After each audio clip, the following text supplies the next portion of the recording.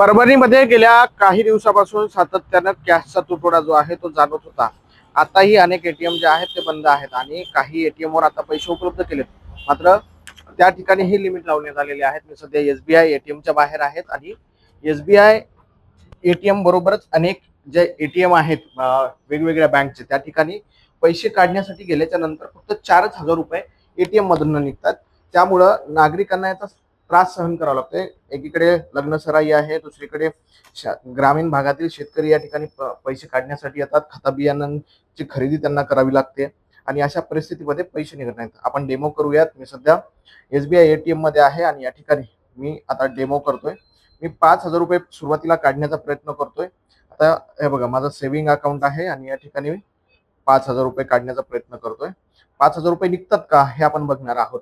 या ठिकाणी प्रोसेस जी आहे ती सुरू झालेली आहे आणि रिक्वेस्ट अमाउंट कनेक्टेड बी या ठिकाणी आपण बघताय की पैसे निघत नाहीयेत, प्लीज टेक युअर कार्ड अशा पद्धतीनं जे आहे ऑप्शन एटीएम मध्ये आल्याच्या नंतर या ठिकाणी दिसते। आता पुन्हा एटीएम काढतोय आणि पुन्हा एकदा आपण 4,000 रुपये काढण्याचा प्रयत्न करूयात। 4,000 रुपये निघतात का हे आपण पाहणार आहोत। मी पुन्हा माझं एटीएम टाकतोय आणि या ठिकाणी आता पुन्हा एकदा मी जी काही प्रोसेस आहे ती प्रोसेस कंप्लीट करतोय।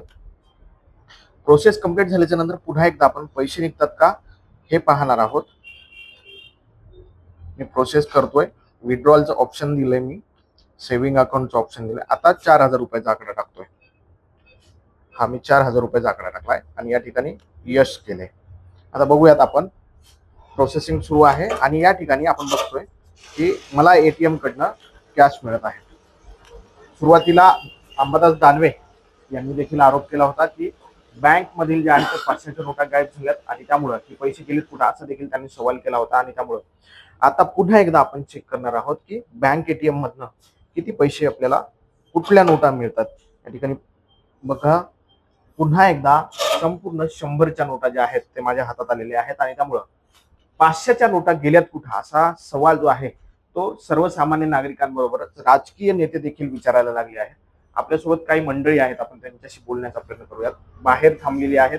दादा, पैसे काय अडचणी येतात? पैसे काढण्यासाठी आले होते तुम्ही? हो, पैसे काढण्याला लागतो, 500च्या नोटा नाही आहेत आणि डिपॉझिट करायला तो मशीन पण बंद आहे।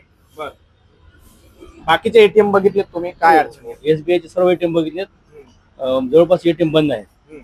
बाकीच्या बँकचे? बाकीच्या बँकचे सुद्धा एटीएम जवळपास बंद आहेत आणि मी एसबीआयचा ग्राहक आहे। मी एसबीआय मध्ये डिपॉझिट करायला लागतो, तर डिपॉझिट करण्यास सुद्धा मशीन बंद आहेत सगळ्या। बरं, एटीएम मधून पैसे काढलेत? हो, काढले। किती निघतात? 4,000 रुपये।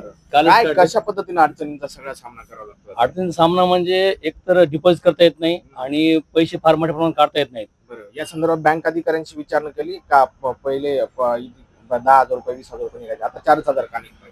ते म्हणतात की कॅशचा तुटवडा आहे, पैशाचा तुटवडा आहे, कमतरता आहे। आरबीआय कडून आम्हाला तसे सूचना आहेत।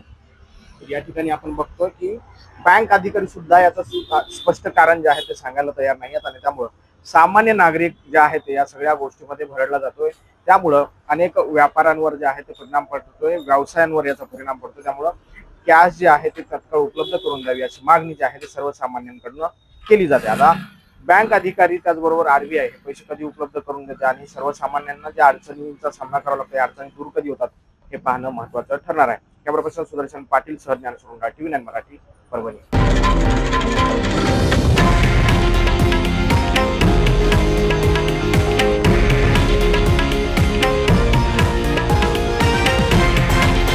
हे आहे देशातील नंबर 1 न्यूज नेटवर्क आणि आपण पाहत आहात TV9 मराठी, एकमेव।